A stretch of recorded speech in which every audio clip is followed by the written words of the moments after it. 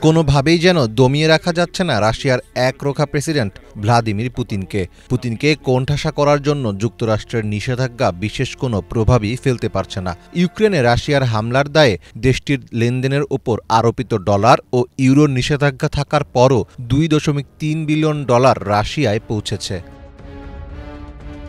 2022 সালের মার্চ মাসে রাশিয়ার লেনদেনের ওপর নিষেধাজ্ঞা আরোপ করেছিল যুক্তরাষ্ট্র ও যুক্তরাজ্য। যুক্তরাষ্ট্রের বার্তা সংস্থা রয়টার্সের এক প্রতিবেদনে বলা হয়, রাশিয়ায় লেনদেনের ক্ষেত্রে ডলার ও ইউরো নিষিদ্ধ হওয়ার পরও $2.3 বিলিয়ন দেশটিতে এসেছে। রয়টার্স 2022 সালের মার্চ থেকে 2023 সালের ডিসেম্বর মাস পর্যন্ত প্রাপ্ত তথ্যের ভিত্তিতে এই প্রতিবেদন তৈরি করেছে।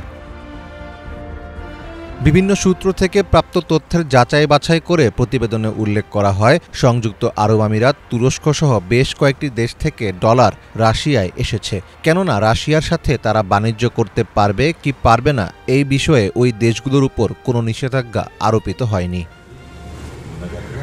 নিজেদের অর্থনীতিকে রক্ষা করতে আগে থেকেই সজাগ ছিল রাশিয়া। যুক্তরাষ্ট্রের নিষেধাজ্ঞা কাটিয়ে উঠতে সাথে সাথেই পদক্ষেপ নিয়েছিল রাশিয়া। নিষেধাজ্ঞা জারির পরপরই এক বিবৃতির মাধ্যমে মার্কিন ডলার ও ইউরো ভিত্তিক সম্পদের লেনদেন ও নিষ্পত্তি স্থগিত করেছিল দেশটির কেন্দ্রীয় ব্যাংক।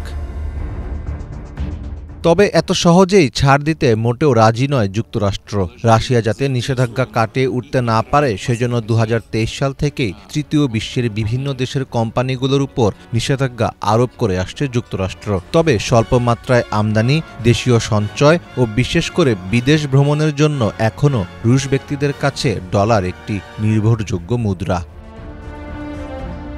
মীর ফজলে রাব্বি, বাংলা ভিশন।